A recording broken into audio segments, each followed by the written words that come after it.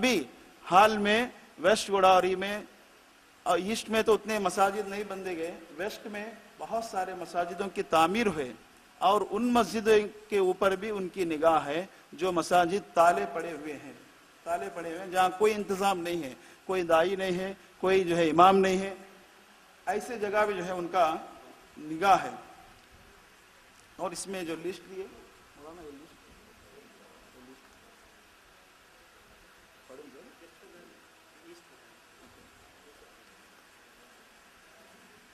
तो वेस्ट गोदावरी और ईस्ट गोदावरी का एक लिस्ट भी यहाँ पहुँच गया कि कहाँ जो है खादियानियत है। कोवूरपाड़ू एक, गोपालपुरम एक, वहाँ से वांडलम एक, सालारी एक, वहाँ से ये कहीं एक 30 जो है 30 घराने जो खादियानी में मिल गए तकरीबन ये इलाकों में। और चिटियाला मैं भी गया था अल्हम्दुलिल्लाह, यानी वहाँ खादियानी मस्जिद है बाकायदा। गोपालपुरम में कुछ लोग हैं लेकिन मस्जिद नहीं है। राविकंपाड़ू, जंगारेड्डीगूडెం, रायुडुपालెం, पेद्दपाड़ू, राजंपालెం, दोंडपूडी, तेडलिम, चिंतमपूडी, ये वेस्ट गोदावरी के। ईस्ट गोदावरी के मुरमल्ला, वलस, చెయ్యూరు, अग्रहारम, नंगवरम, वेटलपालెం, पुल्लमकूरू, ये तमाम इलाके में खादियानियों का जो है काम चल रहा है, तो हम उसको नज़र में रखें और उस पर जो है काम करें इंशाअल्लाह। वाखिर दावाना अल्हम्दुलिल्लाहि रब्बिल आलमीन। सामने तेलुगु ज़बान में तकरीर करने के लिए मैं दावत देता हूँ नीलागंटा के एडिटर जो पालकोल से आए हैं, उनका नाम है शेख बाबूजी साहब। वो इंशाअल्लाह 4 मिनट में अपनी माफ़ी ज़मीर आपके सामने पेश करेंगे। वरहमतुल्लाहि बरकातुहू। बिस्मिल्लाहिर्रहमानिर्रहीम। ఇస్లామియా మరియు ముస్లిం సోదరులారా, నేను అన్నిటికంటే అందరికంటే ముందుగా మనందరి సర్వసృష్టికర్త, సర్వలోక పాలకుడు, మన పోషకుడు, మన ప్రభువు, తీర్పు దినపు యజమాని అయిన అల్లాహ్ పేరుతో ఈ అంశాన్ని ప్రారంభిస్తున్నాను. మన అంతిమ దైవప్రవక్త, మహాప్రవక్త, జగత్ ప్రవక్త ముహమ్మద్ సల్లల్లాహు అలైహి వసల్లం అని సాక్ష్యం ఇస్తున్నాను. సోదర మహాశైలారా, నా పేరు షేక్ బాబాజీ, మాది పాలకొల్లు. నేను ఒక నెలగంట అనేటటువంటి ఇస్లామియా పత్రికకు ఎడిటర్గా పనిచేస్తున్నాను. ఈ యొక్క పత్రికను గ్రామీణ ప్రాంతాల్లో ఉన్నటువంటి మరి తెలుగు ముస్లిం సోదరులకు ఇస్లామీయ జీవన సరళిని తెలియచేయాలనేటటువంటి ఉద్దేశంతో గత 8 సంవత్సరాలుగా గ్రామీణ ప్రాంతాలనే కాన్సన్ట్రేషన్గా చేసి వర్క్ చేస్తున్నాను. మరి అందుకు కారణం ఏంటంటే, గ్రామీణ ప్రాంతాల్లో ఉన్నటువంటి తెలుగు ముస్లిం సోదరులు ఎక్కువగా మరో మార్గంలోకి వెళ్ళిపోవడం. మరి ఈ విషయాన్ని గమనించి గత 8 సంవత్సరాలుగా ఈ పుస్తకం ద్వారా చేసినటువంటి ప్రయత్నంలో అల్లా నాకు చాలా తోడుగా ఉండి మరి చక్కనైనటువంటి మరి ఫలితాలను ఇవ్వడం జరిగింది. మరి ముఖ్యంగా ఈ యొక్క సమావేశం మరి ఈ దారుల్ బిర్ మర్కజ్లో మరి ఇటువంటి గొప్ప సమావేశాన్ని, అందున ఇస్లాంకు మరి ప్రధానమైనటువంటి శత్రువుగా ఉన్నటువంటి ఈ ఖాదియానీని మరి తరిమి కొట్టడానికి చేసేటటువంటి ప్రయత్నంలో మనందరికీ కూడా ఇటువంటి గొప్ప శిక్షణనిచ్చేటటువంటి 2 రోజుల సమావేశాన్ని ఏర్పాటు చేసినటువంటి మన ఈ దారుల్ బిర్ నిర్మాత అయినటువంటి మన దత్తూర్ సయీద్ అహ్మద్ గారిని అభినందిస్తూ, ఈ వేదికను అలంకరించినటువంటి పెద్దలందరికీ కూడా, పండితులందరికీ కూడా, ఇస్లామీ పండితులందరికీ కూడా నా యొక్క హృదయపూర్వక సలాములు తెలియజేసుకుంటూ, ముఖ్యంగా మరి నేను ప్రతి మాసం కూడా మరి 2 జిల్లాల్లో పర్యటిస్తూ ఉంటాను. ఒకటి పశ్చిమ గోదావరి జిల్లా, 2 తూర్పు గోదావరి జిల్లా, మరి ఈ 2 జిల్లాల్లో కంటే నేను పుట్టినటువంటి పశ్చిమ గోదావరి జిల్లాలోనే ఎక్కువగా కాన్సన్ట్రేషన్ చేస్తూ ఉంటాను కాబట్టి నాకు తెలుసున్నటువంటి 2-3 అనుభవాలు చెప్పి నా యొక్క ప్రసంగాన్ని ముగిస్తాను. ముఖ్యంగా నేను పశ్చిమ గోదావరి జిల్లాలో ఈ పత్రిక ప్రారంభించిన తర్వాత 2-3 సంవత్సరాలకు కానీ ఈ ఖాద్యాని గురించి నాకు తెలియలేదు. మరి అప్పటికి ఖాద్యాని గురించి నేను తెలుసుకోవాలనే ప్రయత్నంలో ఉండగా మరి నేను నడిపేటటువంటి పత్రిక గురించి ఆరా తీయడం కోసం ఏలూరుకి దగ్గరలో ఉన్నటువంటి 7వ మైలురాయి దగ్గర ఉన్నటువంటి మదర్సా ప్రిన్సిపల్ గారు అయినటువంటి వారి పేరు వసీయుల్లా నద్వీ మదనీ గారు ఒకసారి పిలవడం జరిగింది. పిలిచి, బాబు ఈ పత్రిక మరి ఏ రకంగా రన్ చేస్తున్నావు, మరి ఏ రకంగా దీన్ని ప్రచారం చేస్తున్నావు, మరి నువ్వు చూస్తే మరి ఆలిం చదివావా, హాఫీజ్ చదివావా, లేకపోతే మరి నీ యొక్క ఎడ్యుకేషన్ ఏంటి, మాకైతే మాత్రం మరి ఈ ప్రాంతంలో మరి మీ పత్రిక వస్తుంది కాబట్టి ఒకవేళ ఖాదియానీలు పంపించినటువంటి పత్రిక అన్నట్లుగా ఆయన అనుమానంగా మాట్లాడడం జరిగింది. మరి నా యొక్క లక్ష్యాన్ని, నా యొక్క ఉద్దేశాన్ని ఆయనకి పూర్తిగా సుమారుగా 1 గంట సేపు వివరించిన తర్వాత ఆయన 300 రూపాయలు నా యొక్క పుస్తకానికి గిఫ్ట్గా ఉంచమని చెప్పి చెక్కు రాసిచ్చి మరి ఆయన నన్ను అభినందించడం జరిగింది.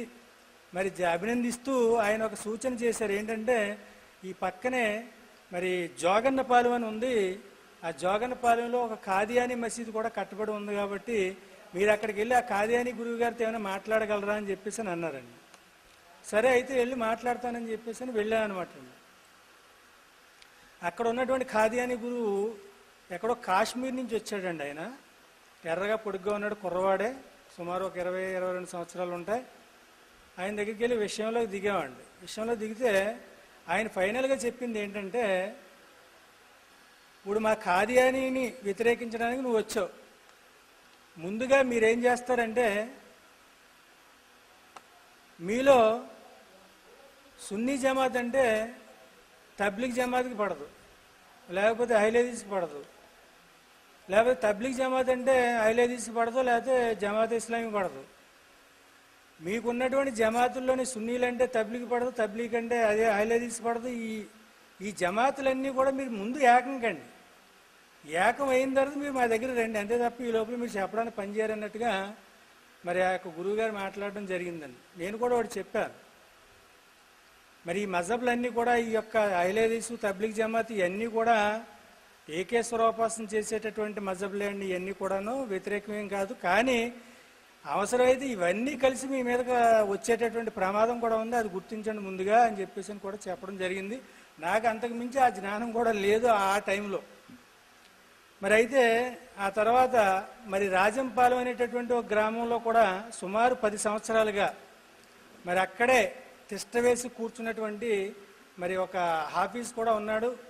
మరి ఈ రాజంపాలెం గ్రామంలోనే గత సంవత్సరం మేమంతా కూడా నాకు కూడా కౌరు వచ్చిందండి, అక్కడ ఉన్నటువంటి పెద్దలంతా కూడా. అయితే ఏంటంటే ఇక్కడ ముఖ్యంగా మనం చెప్పుకోవాల్సినటువంటి విషయం ఏంటంటే, వీరు ఈ ఖాదియానీ అనబడేవారు వారి కాన్సన్ట్రేషన్ అంతా ముఖ్యంగా గ్రామీణ ప్రాంతాల్లోనే చేస్తున్నారు.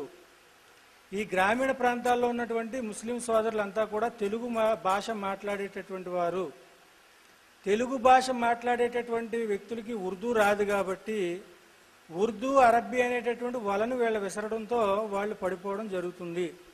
ముఖ్యంగా గురువు గారికి ఏ విధమైనటువంటి జీతం కూడా అక్కర్లేదు, అతనికి ఏమి ఇవ్వక్కర్లేదు, ఒక టీ కూడా మీ దగ్గర పుచ్చుకోడు, అతని జీతం కూడా పైనుంచే వస్తుంది అని చెప్పడంతో గ్రామీణ ప్రాంతాల్లో ఆదాయ వనరులు లేనటువంటి ముస్లిం సోదరులంతా కూడా ముఖ్యంగా వాళ్ళ వల్ల పడిపోవడం జరుగుతుంది. మరి ఒక ఆలిం గారు అంటారు, ఒక ఇస్లామీ పండితుడు అంటారు, మరి ముస్లింలు ఎక్కువగా నష్టపోవడానికి ప్రధానంగా 3 కారణాలు ఉన్నాయి. 1 దైవభీతి లేకపోవడం, 2 మరి స్వచ్ఛమైనటువంటి మంచి వాళ్ళ స్నేహం లేకపోవడం. మరి ఈ రకంగా ముస్లింలు నష్టపోతున్నారు కాబట్టి అని చెప్పేసి ఆయన చెప్తారు. మరి ఆ రకంగా మనం ఏంటంటే ఈ గ్రామీణ ప్రాంతాల్లో ఆ రకంగా రాజంపాలెంలో కూడా 10 ఏళ్ళుగా తిష్టవేసి చివరికి ఆ వ్యక్తి ఒకసారి భయాన్లో దొరికేశాడు అనమాట అండి. మన ప్రవక్త సల్లల్లాహు అలైహి వసల్లం వారి తర్వాత మరో ప్రవక్త ఉన్నారు అని. దాంతో మన వాళ్ళు పట్టుకోవడం జరిగింది. సుమారుగా అక్కడికి 200 మంది వెళ్ళి మరి ఆ వ్యక్తిని ఆ రోజు తోలేయడం జరిగిందండి. మా పెద్దలందరినీ కూడా తీసుకుని వెళ్ళి అతన్ని సాగనంపడం జరిగింది. మరి ఆ రకంగా రాజంపాలానికి 10 సంవత్సరాలుగా పట్టినటువంటి పీడ వదిలిపోవడం జరిగింది. అయితే ఇదే విషయంలో మరొక చోట పెనుగొండ అనేటటువంటి పట్టణంలో ఒక ఖాదియానీని మేము అరెస్ట్ చేసి పోలీస్ స్టేషన్లో పెడితే ఆంధ్రప్రదేశ్లో ఉన్నటువంటి ఖాదియానీలు అందరూ కూడా బళ్ళు కార్ల మీద వచ్చేసారండి. అక్కడికి లక్షలాది రూపాయలు పట్టుకుంది. ఇమీడియట్ అతను విడిపించి తీసుకెళ్లడం కోసం, అవసరమైతే మా మీద తిరిగి దౌర్జన్యం చేయడం కోసం కూడా వాళ్ళు సిద్ధపడినటువంటి పరిస్థితి అండి. మరి ఖాదియానీల పరిస్థితి ఆ రకంగా వాళ్ళంతా కూడా ఎక్కడన్నా ఖాదియానికి సంబంధించినటువంటి ఒక ఆలిమికి కానీ ఆఫీస్కి కానీ ఏదైనా అపకారం జరుగుతుందంటే కూడా వాళ్ళంతా కూడా చాలా అవసరమైతే మనతో పోరాడానికి సిద్ధపడేటటువంటి ఆర్థికంగా కానీ మరో రకంగా కానీ. ముఖ్యంగా ఏంటంటే ఈ గ్రామీణ ప్రాంతాల్లో ఉన్నటువంటి తెలుగు ముస్లిం సోదరులు అమాయకంగా వీరి వల్ల పడిపోవడంతో మేము వాళ్ళని వ్యతిరేకించాలి అంటే ఖాదియానీ మౌలానాలను కానీ హాఫీజులను కానీ వ్యతిరేకించాలి అంటే ప్రధాన అవరోధం ఏమవుతుందంటే స్థానికులే అవరోధం అయిపోతున్నారు. ఎందుకంటే వీళ్ళు ఆ రకంగా ముందు గురువుగారు చెప్పినట్లుగా మరి వాళ్ళకి అనేక రకాలుగా ఆర్థిక సహాయం అందించడం, మస్జిదులను ఫ్రీగా కట్టించడం, మరి లోపలేమో ఒక ఇది పెట్టి ఒక టీవీ పెట్టి మరి ఎక్కడి నుంచో ఛానల్స్ రప్పించడం, అవన్నీ కూడా ఇస్లాంను పోలే ఉండడం, ఎక్కడ తేడా లేకపోవడం, ఇవన్నీ చూసి మరి అమాయక ముస్లింలంతా కూడా వీరి వల్ల పడిపోతున్నారు. కాబట్టి వీళ్ళని మనం రక్షించాల్సినటువంటి అవసరం ఉంది. కాబట్టి మరి ఈరోజు మరి దత్తూర్ సయ్యద్ మదనీ గారు చేసినటువంటి ఇటువంటి గొప్ప ప్రయోగం మరింత ఫలితాలను ఇచ్చేటటువంటి దిశగా సాగాలని కోరుకుంటూ వాకిరు దావానా వనిల్హమ్దులిల్లాహి రబ్బిల్ ఆలమీన్. అస్సలాము అలైకుం వరహమతుల్లాహి వబరకాతుహు. अब आपके सामने मुम्मिडी वरम के तेलुगु दाई शेख महबूब साहब तेलुगु जबान में सिर्फ 4 मिनट के लिए माफी ज़मीर पेश करेंगे. बिस्मिल्लाहिर्रहमानिर्रहीम. अल्हम्दुलिल्लाह मावाद. अस्सलाम अलैकुम वरहमतुल्लाहि वबरकातुहु.